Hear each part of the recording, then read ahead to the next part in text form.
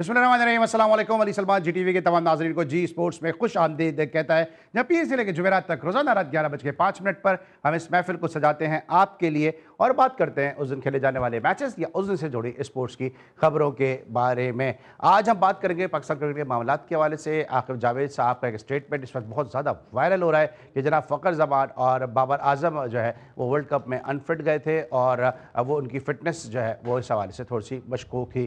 लेकिन हमने देखा कि फ़खर जमान T20 डोमेस्टिक खेलते हुए नज़र आ रहे हैं और साथ साथ बाबर आजम भी गोल्फ खेल रहे हैं। तो ये किस तरह की फ़िटनेस थी, उसके बाद फिर फ़खर जमान ने जवाबी ट्वीट भी किया। उन्होंने कहा कि उनको 50 ओवर की फ़िटनेस नहीं थी, 4 ओवर के लिए उनको फ़िटनेस जो थी वो थी, जिसकी वजह से वो डोमेस्टिक T20 में शिरकत करते नज़र आ रहे हैं। बात करेंगे पाकिस्तान क्रिकेट के मामलात पर, लेकिन सबसे पहले प्रोग्राम का फॉर्मेट, आज की टॉप स्टोरी।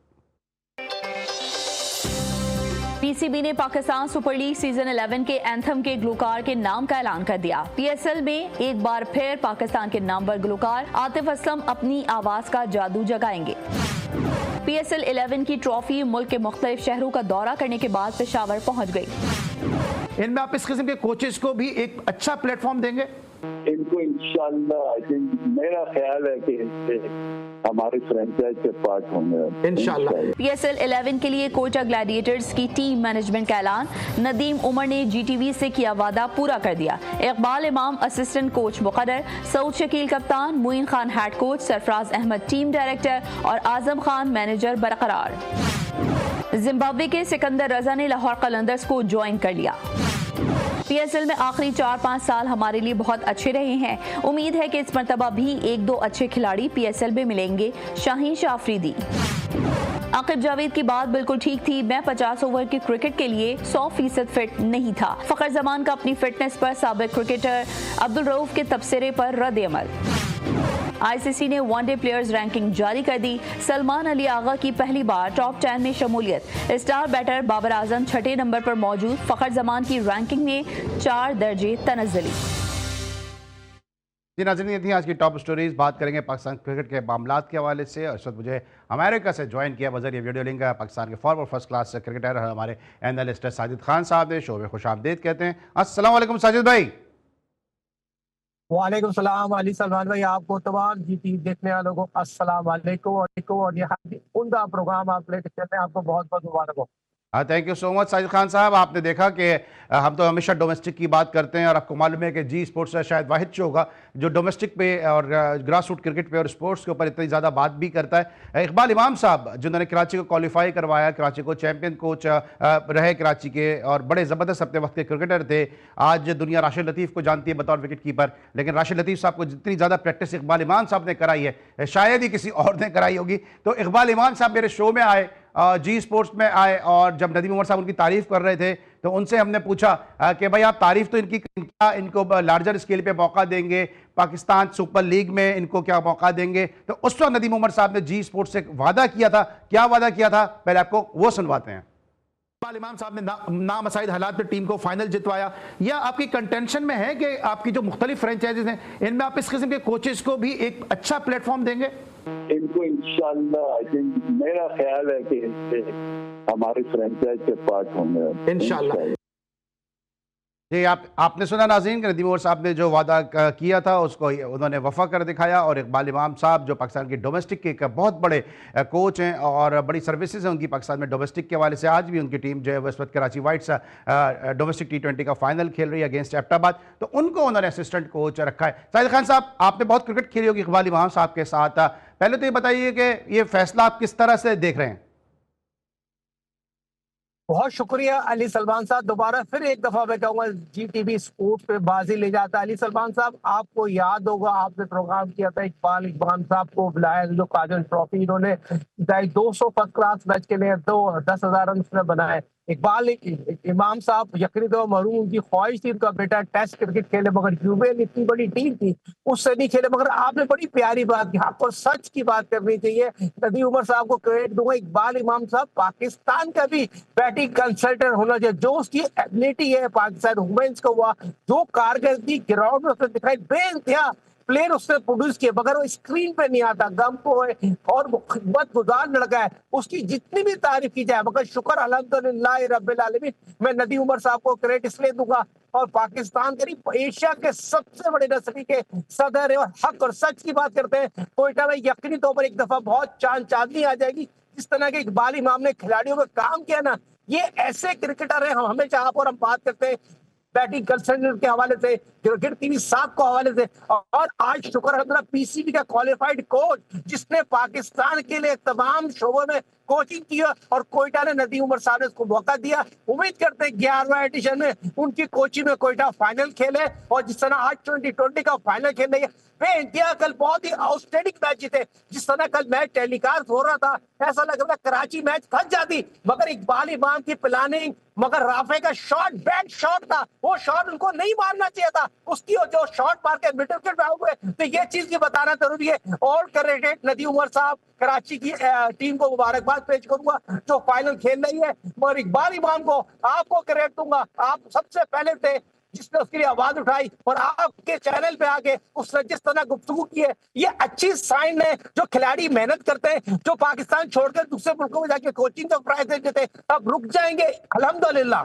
बिल्कुल सही है, और बड़ी अच्छी चीज़ ये है कि नदीम उमर साहब ने हमारी तजवीज़ पे उन्होंने ओके भी किया, और जो वादा किया था उसको उन्होंने सही किया, क्योंकि इस किस्म के कोचेज़ बड़े ज़रूरी हैं। इसी तरह मुल्तान सुल्तान ने जिस तरह सऊद खान साहब को लिया है, वो भी एक बड़ा जो है अच्छा काम है, क्योंकि सऊद खान साहब ने भी जो है वो ग्रास रूट के ऊपर बहुत काम किया, और जिस तरह मैंने उस दिन भी कहा था कि वसीम अकरम और नसीम शाह जैसे बॉलर उन्होंने पाकिस्तान को दिए हैं, जिनको सभी उनके जो सर्विसेज को जानते हैं। अब थोड़ी सी बात कर लेते हैं पाकिस्तान क्रिकेट के मामला के हवाले से। आकिब जावेद साहब का एक स्टेटमेंट था जो उन्होंने प्रेस कॉन्फ्रेंस के दौरान दिया कि जो फ़खर और जो बाबर आजम थे वो अनफिट थे।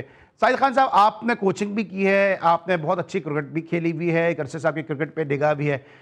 जितनी एनर्जी जो है वो वनडे मैच में लगती है, उतनी एनर्जी T20 में भी लगती है। वो इसलिए लगती है क्योंकि छोटा गेम है, इंटेंस गेम ज़्यादा होता है, तो ज़्यादा एनर्जी लगती है, और जितनी T20 में लगती है उससे कहीं ज़्यादा शायद T10 के अंदर लगती है, क्योंकि पहली गेंद से आपको वार्म अप होने का टाइम नहीं मिलता बॉलर को, और पहली गेंद से उसको जो है फुल एनर्जी के साथ बॉलिंग करनी पड़ती है।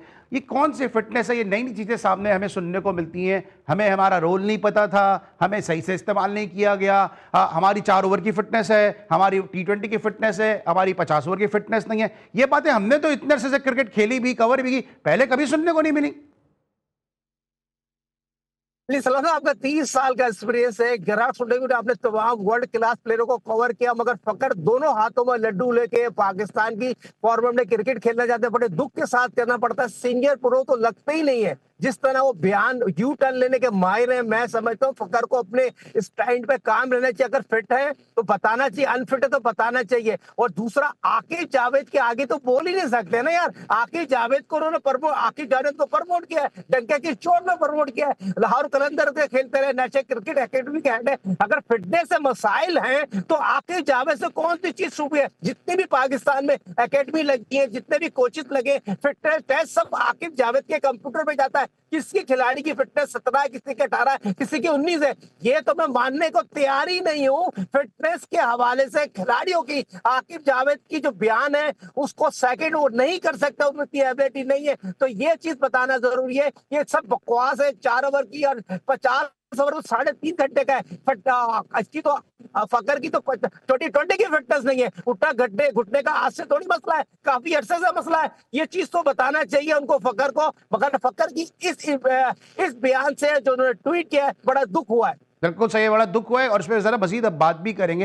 ये कैसे फिटनेस है, और ये स्टेटमेंट देने की आकिब जावेद साहब के बाद फखर को ज़रूरत क्यों पड़ी? क्योंकि अब्दुल साहब ने बड़ी एक वैलिड पॉइंट रेस किया था। हम अपने शोज़ में भी पॉइंट को मुसलसल रेस कर रहे हैं कि अगर वो अनफिट हैं तो फिर वो T20 किस तरह खेल रहे हैं, बाबर आजम गोल्फ किस तरह खेल रहे हैं। क्योंकि हम सबको मालूम है कि गोल्फ गो के कहा ही ज़रूर जाता है कि रिटायर्ड लोगों का खेल है, लेकिन गोल्फ में भी फिटनेस ज़रूरी है, क्योंकि पूरा पूरा दिन लग जाता है आपको गोल्फ खेलते हुए, और गोल्फ में जितना चलना पड़ता है, गोल्फ में जितना जो है वो अपने पटिंग करनी पड़ती है, उसके अंदर बहुत ज़्यादा फिटनेस से जो है वो दरकार होती है। लेकिन सब कुछ हो रहा है, लेकिन आकिब जावेद साहब को दोनों प्लेयर हमारे अनफिट नजर आ रहे हैं। इस वक्त लेंगे ब्रेक, वापस आएंगे, मजीद बात करते हैं, मिलते हैं ब्रेक के बाद। Welcome back after the break. और ब्रेक पर जाने से पहले साजिद खान साहब हमारे साथ यूएसए से बजारिया वीडियो लिंक मौजूद थे और अब हमें ज्वाइन किया हमारे सीनियर स्पोर्ट्स करस्पॉन्डेंट और एक ऐसे ज़बरदस्त करस्पॉन्डेंट ने कि जिन्होंने जो है वो बड़ी ज़बरदस्त तरीके से न सिर्फ स्पोर्ट्स को कवर किया बल्कि साथ साथ उनकी दीगर पॉलिटिकल बीट्स में भी बड़ी गहरी निगाह और बड़ा भरपूर तज्जिया करते हैं। इमरान यूसुफजई साहब हमारे साथ पेशावर से मौजूद हैं, शो में खुशामदीद कहते हैं। अस्सलाम वालेकुम इमरान यूसुफजई साहब। कैसे हैं आप? खैरियत हैं? इससे पहले कि मैं आपसे गुफ्तगू का आगाज़ करूं, क्योंकि आप ग्राउंड पे सारे मैचेस देख रहे हैं और ग्राउंड पे जाकर रिपोर्टिंग भी कर रहे हैं इन मैचेस के हवाले से, फ़खर जमान की फिटनेस पे हम बात कर रहे हैं, लेकिन फ़खर जमान ने ट्वीट क्या किया है सोशल मीडिया पे, जो सोशल मीडिया की साइट है एक्स, उस पर क्या लिखते हैं वो पहले वो देखते हैं, फिर बात करते हैं कि अब्दुल रहीफ भाई, I was not 100% fit to play 50 over game. In that case Aaqib Javed was right, I am playing these games after clearing the fitness test on 15th। ये कहना है फ़खर जमान साहब का। लेकिन हमारा सवाल यह है आपसे इमरान यूसुफजई साहब और ज़बरदस्त ब्लास्टर बैट्समैन साजिद खान साहब से कि जो अब्दुल रऊफ ने ट्वीट किया था, पहले वो भी देख लेते हैं कि a day ago our selection committee declared him injured and demanded an inquiry. What a great mind and visionary people we have to run our cricket। ये फ़खर जमान का ज़बरदस्त कैच है कि जो उन्होंने कैच किया एबटाबाद के लिए खेलते हुए, और उसके बाद फिर अब्दुल रऊफ ने इस कैच को आइडेंटिफाई किया। उन्होंने कहा कैच के हवाले से कि अगर एक प्लेयर अनफिट है तो इतना ज़बरदस्त कैच कैसे कर सकता है। और फिर जवाब में जो फ़खर ने ट्वीट किया वो आप सब ने देखा। आपने ग्राउंड में बैठ के फ़खर जमान को कितना फिट देखा और आपने कितना अनफिट देखा यूसुफजई साहब? और देखिए अली भाई, मेरे ख्याल से कि इनके सारी जो है ना सारे किस्से का एक ही बड़ा जबरदस्त और बड़ा सिंपल सा जवाब है।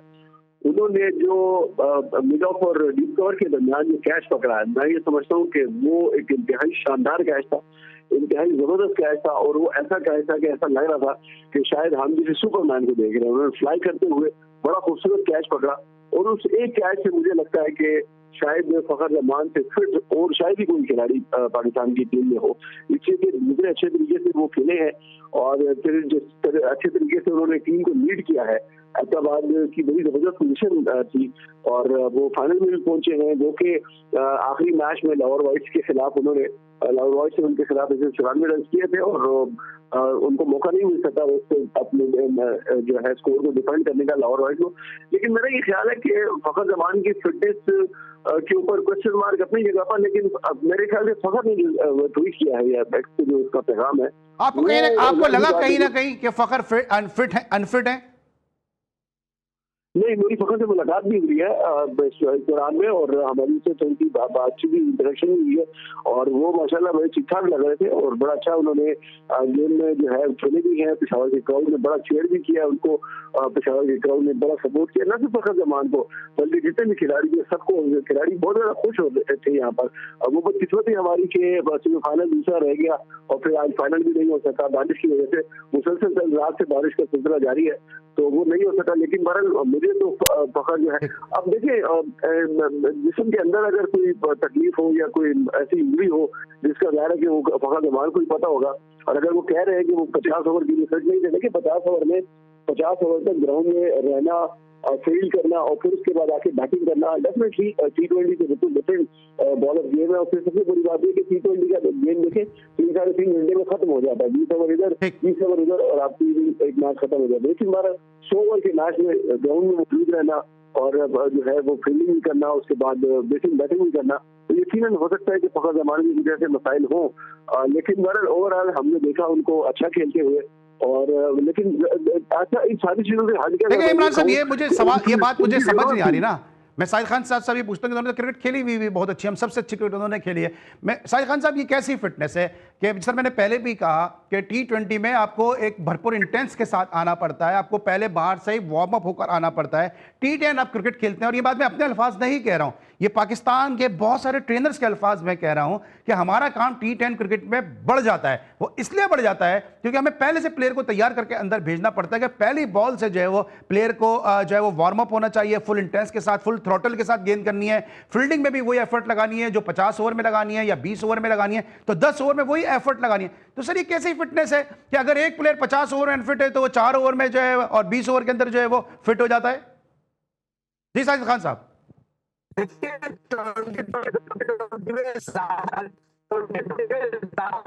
काम है और 2020 में 45 ग्राउंड में जाते हैं, तमाम चीजों को ट्रेनिंग के बाद है, तमाम चीजें कवर कर दी जाती है। मगर ये चीज नहीं है, ये चीज आपको बनाने का मतलब क्या है? फखर ने थोड़ा हाथ में लड्डू लिया हुआ है, मतलब एक हाथ में लड्डू लेना चाहिए और क्लियर बात करना चाहिए। ये फखर ने जो बात कर रहे हैं, जो लोग क्रिकेट खेली है, जो क्रिकेट समझते हैं, वो समझ चुके हैं। फखर ने बयान क्यों दिया है? जिस तरह भी बात की जा रही है, में पाकिस्तान नेशनल 2020 में बेस्ट किए गए बात, अगर पैसे का इनाम ना दिए तो बहुत बड़ी ज्यादती होगी। वही फिटनेस हो। अच्छा साहिब भाई, आपकी आवाज़ में थोड़ी डिस्टॉर्शन भी हो रही है। हमारी प्रोडक्शन टीम और टेक्निकल टीम जो है वो कोशिश करेगी आपको ज़रा दोबारा से कनेक्ट करें। जब तक मैं ज़रा इमरान यूसुफजई साहब से बात करता हूँ। इमरान यूसुफजई साहब, आपको लगता है कि जो फ़खर का जो जवाबी रद्द-ए-अमल आया है अब्दुल रऊफ के ट्वीट के बाद, ये क्या आप लगता है कि उन्होंने खुद से किया है या उनसे जो है वो करवाया गया है ताकि मामला को थोड़ा सा न्यूट्रलाइज किया जाए? बिल्कुल, देखिए इस बात में वो शक नहीं है। हो सकता है कि उनसे करवाया गया। मैं आपकी बात से इत्तेफाक करता हूँ कि अगर उन्होंने नहीं किया तो हो सकता है उनसे करवाया गया। देखिए बहुत सारी चीजें ऐसी होती हैं कि जब वो सोशल मीडिया के ऊपर आती है, सोशल मीडिया के ऊपर जाहिर सी बात है कि कोई चेक एंड बैलेंस है नहीं, कोई सेंसरशिप पॉलिसी है नहीं, हर कोई अपनी मर्जी की बात करता है। उसमें जितने भी लोग हैं जो फखर जमान को पसंद करने वाले या जो चाहते हैं कि वो टीम में नजर आए, खेलते हुए नजर आए, तो जाहिर सी बात है उन्होंने इस चीज को हाईलाइट किया होगा और फिर हो सकता है कि फखर जमान ने खुद से या उनसे बोर्ड ने करवाया हो।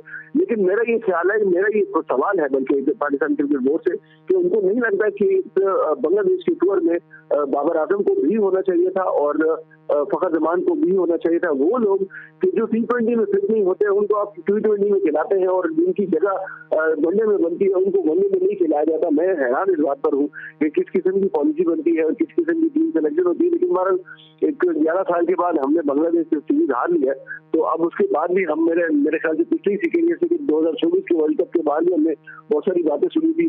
लेकिन इमरान भाई, सवाल एक और भी सवाल पैदा होता है ना, अगर ये अनफिट थे और आखिर जावेद साहब अभी टूर्नामेंट के बाद ये बात कर रहे हैं, तो पीसीबी का जो मेडिकल पैनल है उन्होंने क्यों रिपोर्ट नहीं दी कि जनाब ये 2 प्लेयर जो है हम अनफिट कैरी कर रहे हैं? उस वक्त ये बात क्यों मीडिया पे सामने नहीं आई है कि जब बाबर आजम मुसलसल फेल हो रहे थे, बाबर आजम को नमीबिया के खिलाफ भी बैटिंग के लिए नहीं भेजा जा रहा था, उस वक्त ये बात क्यों नहीं सामने आई कि ये अनफिट थे और चीज़ों को कैमोफ्लेज करने की कोशिश की गई?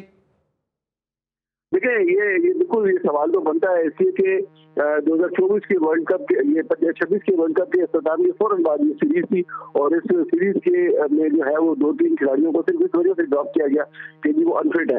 अब सवाल यही पैदा होता है कि अगर वो उस वक्त अनफिट थे तो फिर T20 के वर्ल्ड कप में क्यों मौजूद थे? इसलिए कि परफॉर्मेंस उनकी वहां पर भी नहीं थी।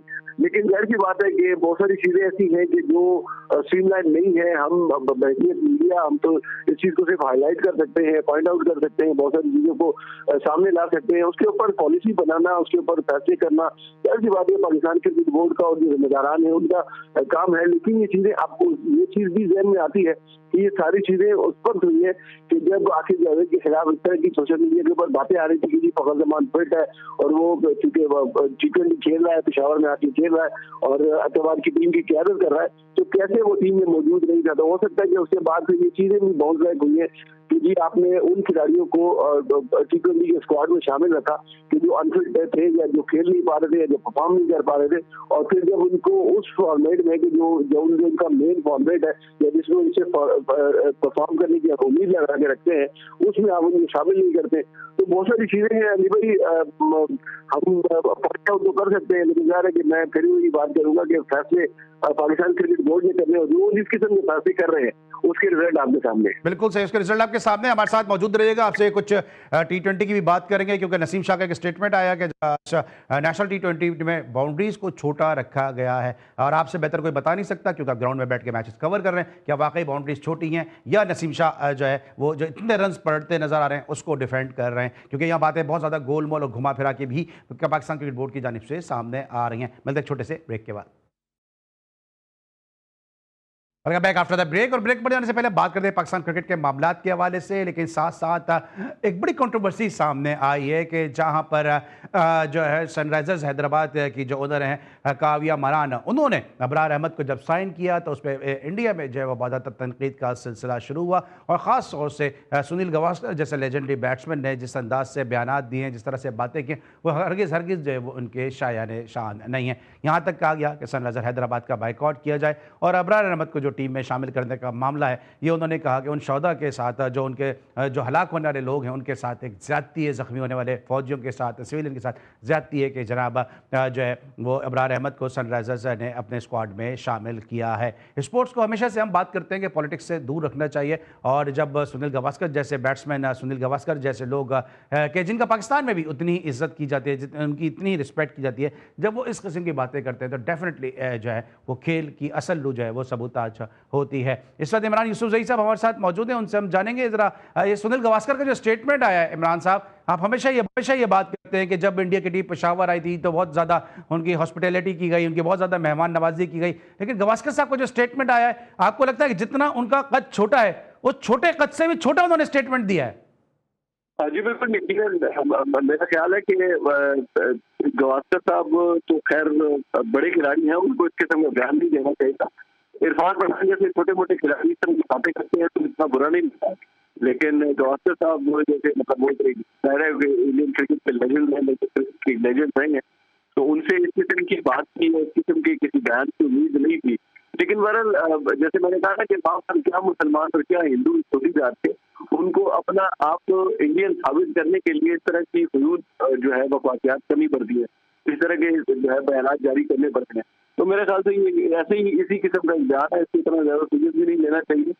अब जाहिर सी बात है कि वो इस बात के ऊपर बड़े ज्यादा अपसेट है, नाराज है कि उनकी इंडियन एक जो है खातून उन्होंने जो टीम में लिया है अबरार को, तो जाहिर सी बात है कि वो उसके ऊपर अपसेट है, खफा है। लेकिन जाहिर सी बात है कि उन्होंने बड़ा क्लियर भी कहा है कि मेरी टीम है, मेरे पास है, मेरी मर्जी है, और जब भी मुझे जरूरत पड़ेगी मैं अबरार को खिलाऊंगी। बल्कि यहाँ तक उन्होंने कहा है कि अगर IPL में पाकिस्तान के खिलाड़ियों को दरवाजे खुलते हैं तो मैं 10 मिलियन तक भी खरीदने को तैयार हूँ। ठीक है, thank you so much Imran Yousafzai साहब हमारे साथ मौजूद थे। Thank you so much Sajid Khan साहब, आप हमारे साथ मौजूद नहीं। अली सलमान को पूरी प्रोडक्शन टीम और साजिद खान और इमरान यूसुफजई साहब के साथ इजाजत दीजिए। अपना बहुत ख्याल रखिए। अल्लाह हाफिज़।